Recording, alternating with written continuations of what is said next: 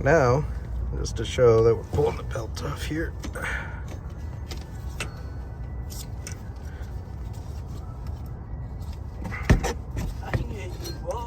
See, now look, this proves that there's nothing wrong with the drive belts.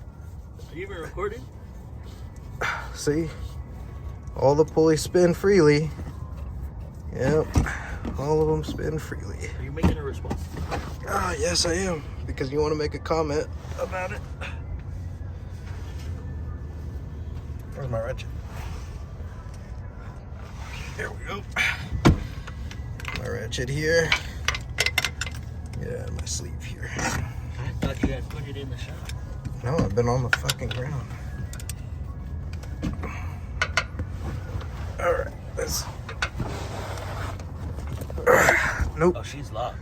That's what I said.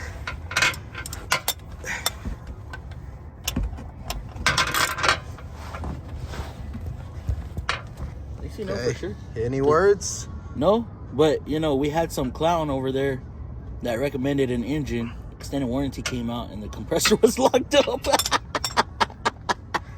So this just shows that, yeah, it's not locked up from a pulley. It's just a quick little check. Nothing wrong with it.